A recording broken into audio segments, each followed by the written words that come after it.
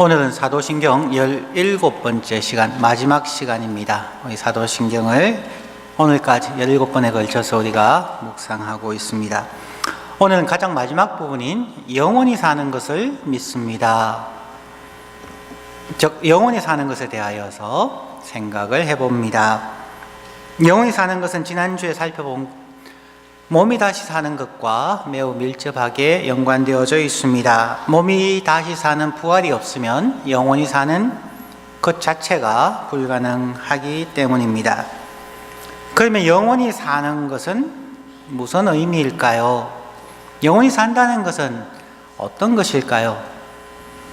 참으로 저희가 생각하고 이해하기가 어려운, 가장 어려운 부분이라고 할 수 있겠습니다.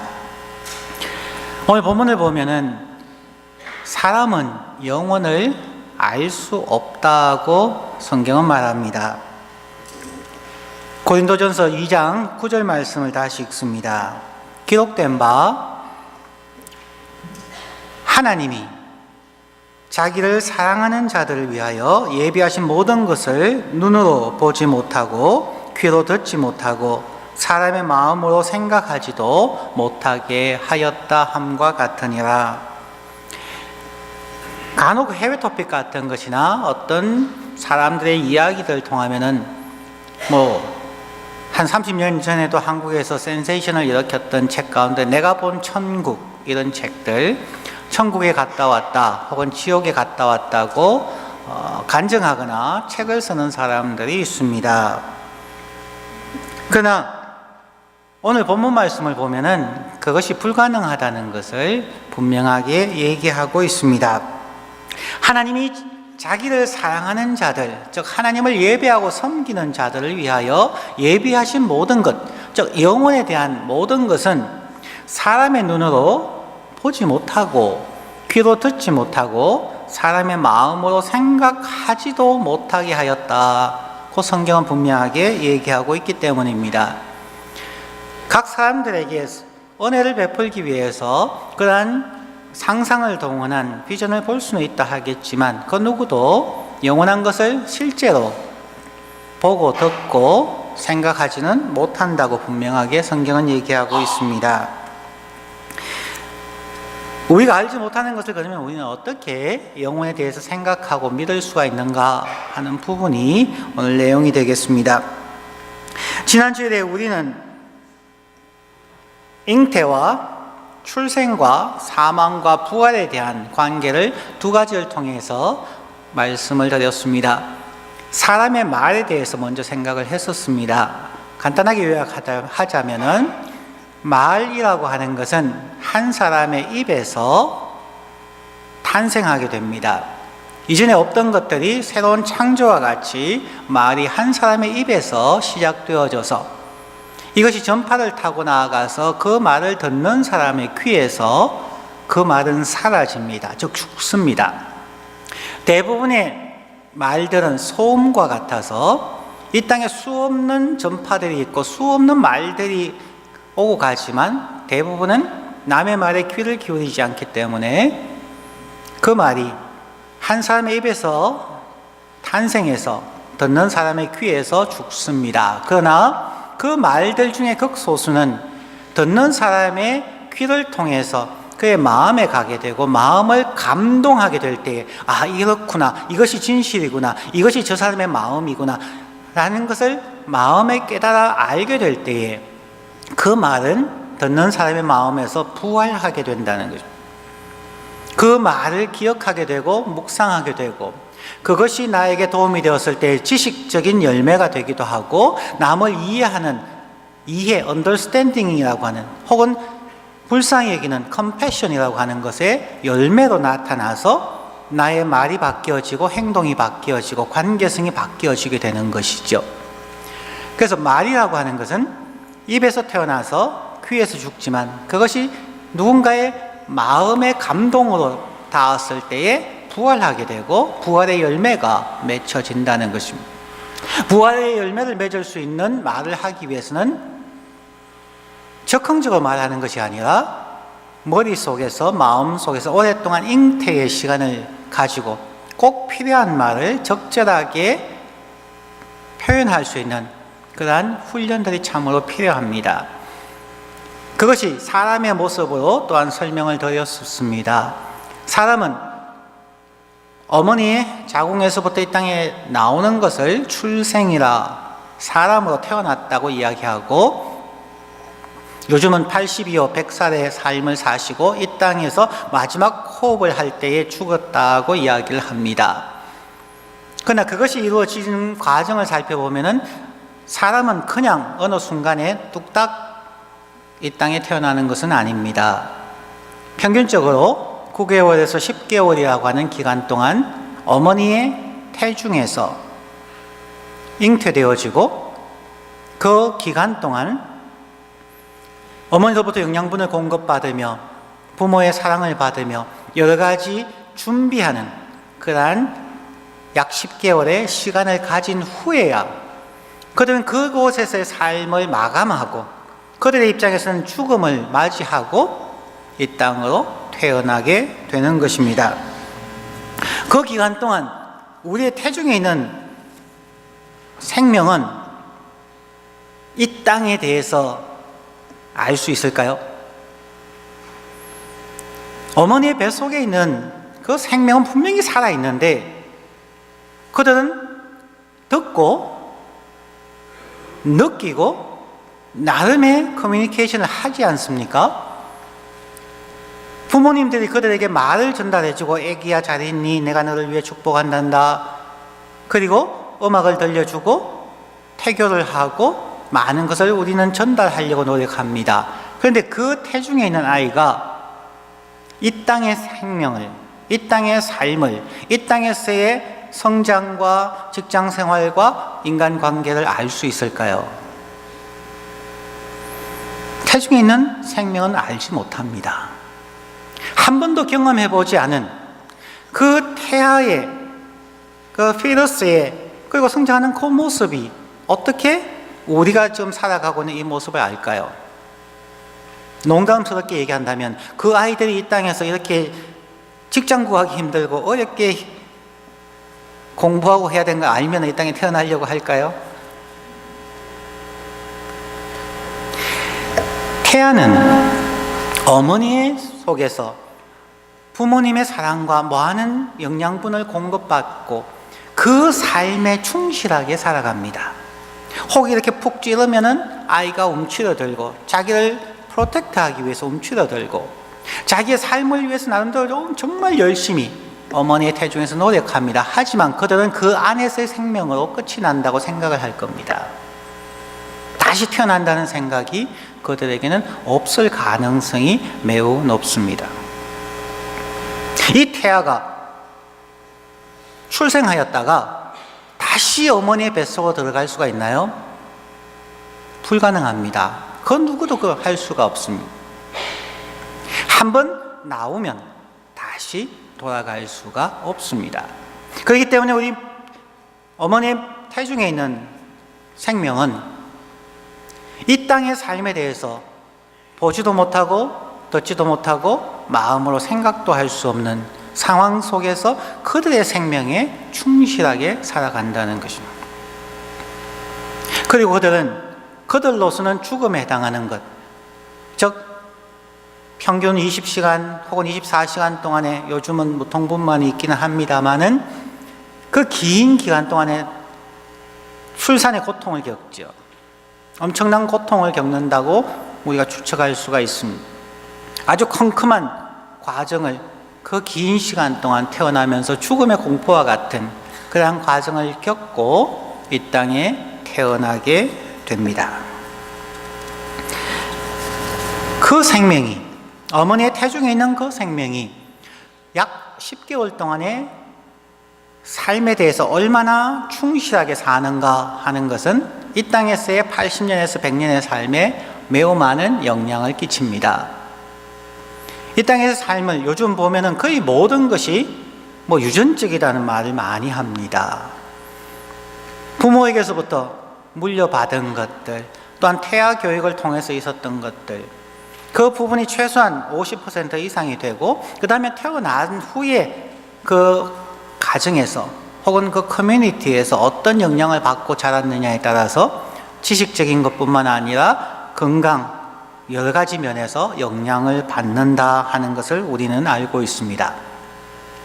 그러면 우리는 쉽게 비교를 통하여서 유추해 볼 수 있다는 것입니다. 어머니 뱃속에 10개월이 거기에서 끝나는 것이 아니었고, 거기서 어떻게 살고 양육받고 훈련했던 것, 그것이 이 땅에서의 80년에 엄청난 영향을 미친다면은 우리의 이 땅에서의 80여 100년이라고 하는 이 귀한 삶이 여기에서 끝나서 없어지지 않을 것이라는 것은 우리가 생각해 볼 수가 있습니다. 죽음의 통로를 통하여서 우리는 그 다음 영혼의 삶으로 분명히 나아가게 되고, 이 땅에서 우리의 삶의 모습은 영혼에도 분명히 영향을 미칠 것이라고 우리는 생각해 볼 수가 있는 것입니다.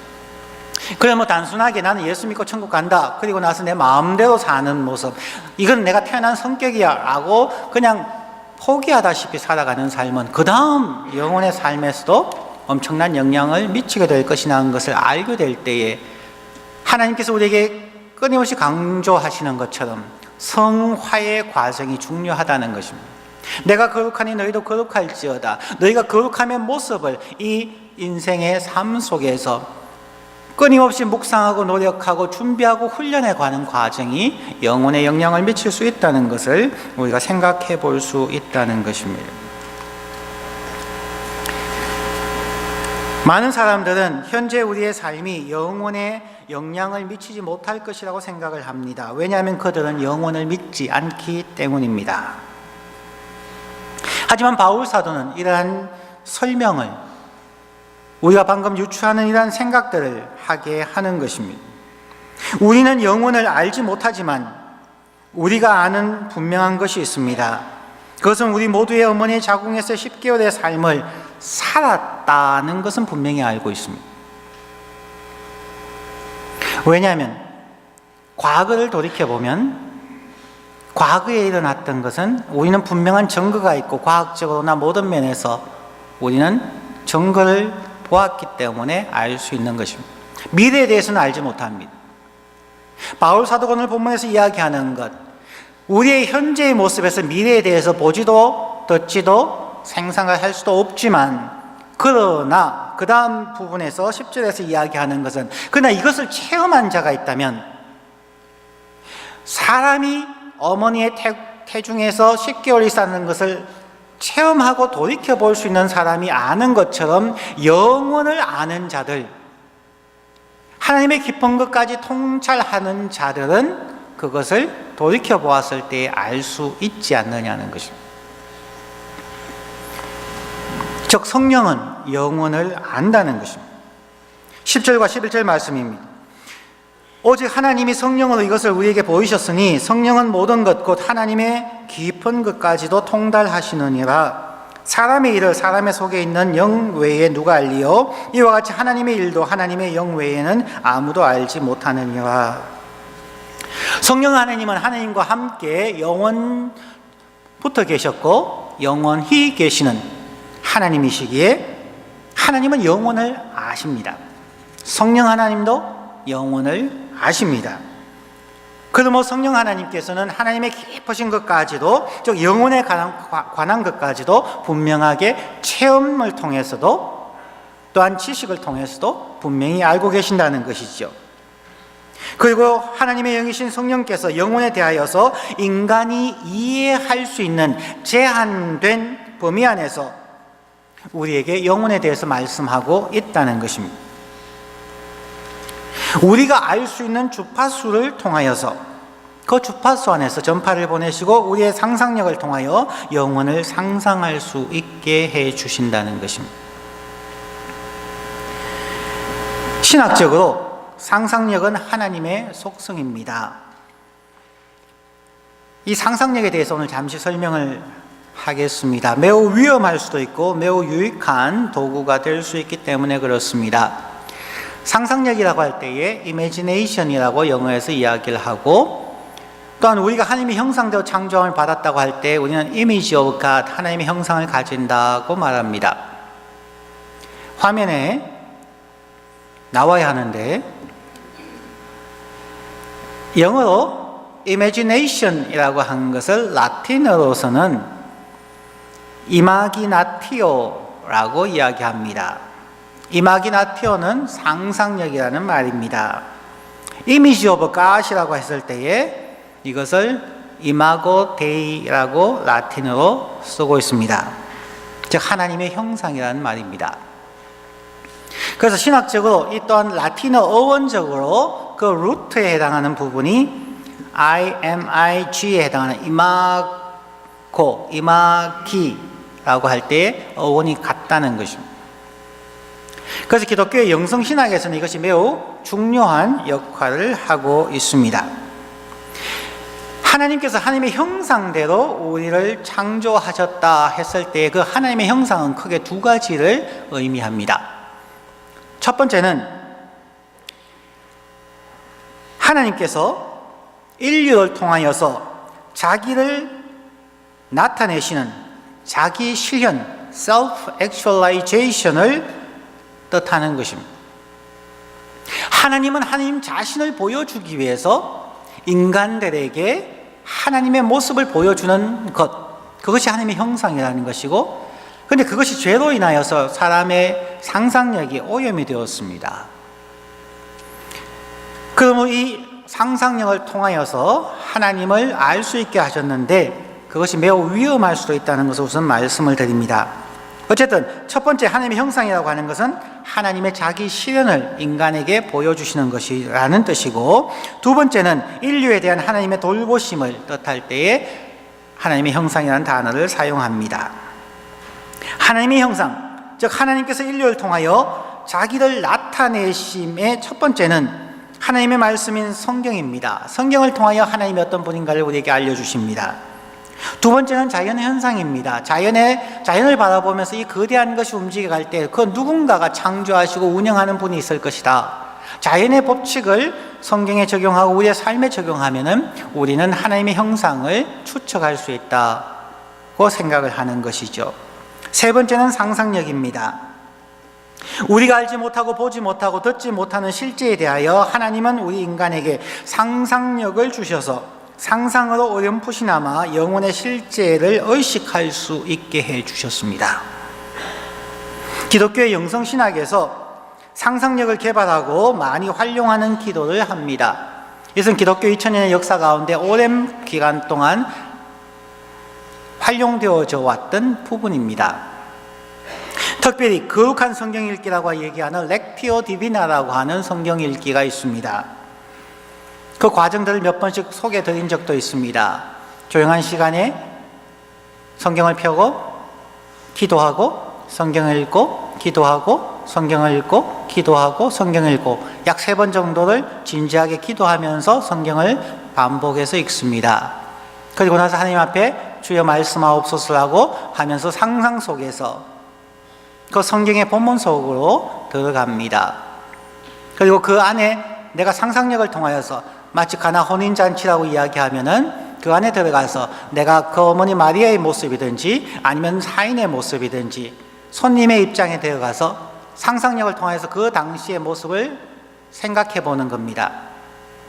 가옥의 형태도 상상을 해보고 그 잔치집의 분위기를 냄새도 맡아보고 우리말로 하면 파전을 굽는 그 기름 냄새나 음식의 다양한 냄새들이 있지 않습니까?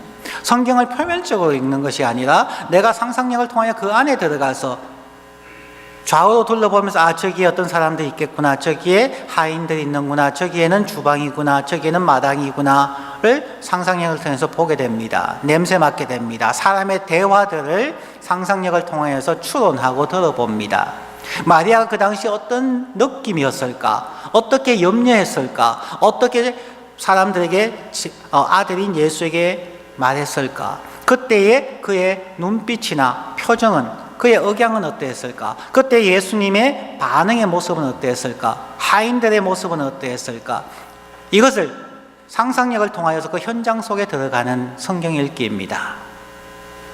그리고 그 안에서 그러면 전혀 다른, 이전까지는 평면의 성경 읽기였다면 이것이 입체적인 성경 읽기로 들어가서 조금은 다른 감동과 느낌과 깨달음을 받을 수가 있게 되는 것이죠. 그리고 그것을 정리합니다. 정리하고 나서 그것을 가지고 하나님 앞에, 그러면 저는 어떻게 이 말씀을 나의 삶에 적용할 수 있겠습니까? 라고 적용을 적어봅니다. 그리고 그것을 실천해 나갈 수 있도록 하나님께 기도하며 순종하며 나아가는 기도, 성경 읽기의 방법입니다. 이게 전형적인 렉티오 디비나라고 하는 거룩한 성경 읽기에서 시작이 되어졌고요. 저도 거기에 대한 훈련들을 많이 했고요. 또 성도님들에게 추천하는 부분이기도 합니다. 여기서 한 단계가 더 나가버리면은 이제 이단 논쟁이 일어나는 부분이 됩니다. 그것은 무엇이냐면은 관상기도라고 한때 유행을 했는데 한국에서는 거의 이단 논쟁으로 없어져 버린 부분이죠. Contemporary Prayer라고 이야기하는데요.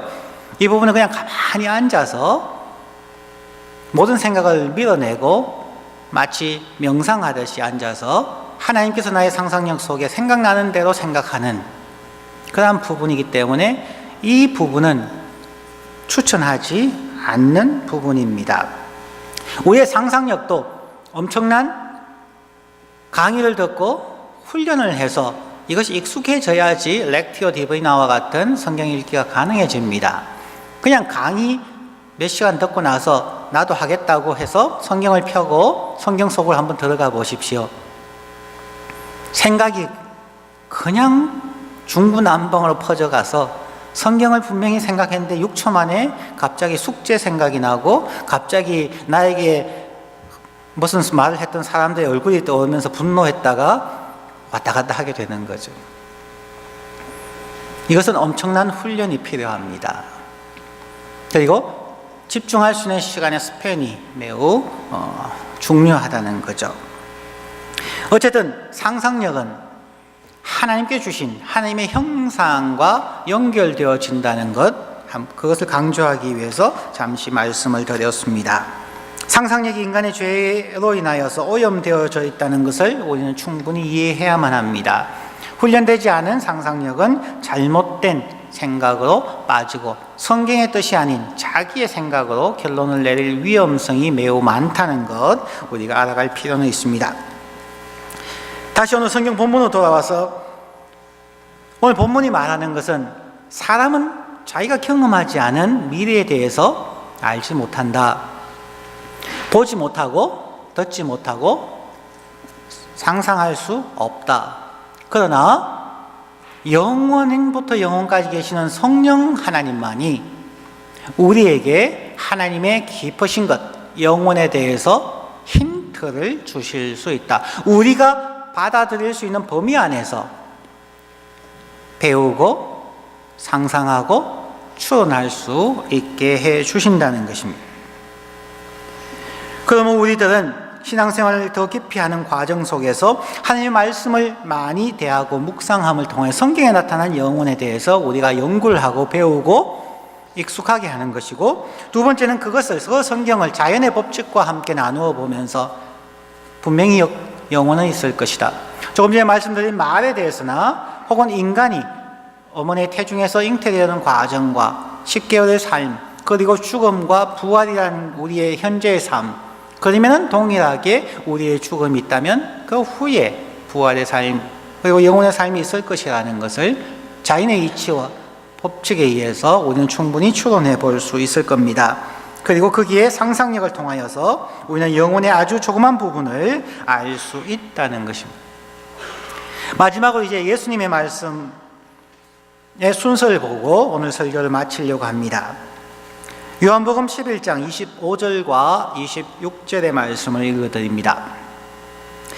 예수께서 이르시되 나는 부활이요 생명이니 나를 믿는 자는 죽어도 살겠고 무릇 살아서 나를 믿는 자는 영원히 죽지 아니하리니 이것을 내가 믿느냐. 요한복음 11장에서는 예수님과 매우 가까운 사이였던 3남매의 이야기가 나옵니다. 그들은 이름이 나사로와 마르다와 마리아입니다. 어느 날 나사로가 병들어 죽게 되었고 마르다와 마리아는 급하게 예수님에게 도움을 요청했습니다. 예수님께서는 의도적으로 3일을 더 머무르시다가 마리아, 마르다, 나사로가 사는 동네로 가셨습니다. 이미 죽은 지 사흘이 지났기 때문에 그는 이미 무덤 속에 장사되었습니다. 예수님께서 마중 나온 마르다에게 던진 질문이 방금 읽어드린 요한복음 11장 25절부터 26절입니다. 이 구절에서 예수님은 의도적으로 이 말씀을 하셨다고 우리는 알 수 있죠. 그런데 이 구절에서 단 한 가지만 제가 오늘 강조를 하려고 합니다. 예수님의 말씀에서 그 어순입니다. 의도적으로 어느 단어가 앞에 가고 어느 단어가 뒤에 갔다는 그 순서에 대한 부분입니다.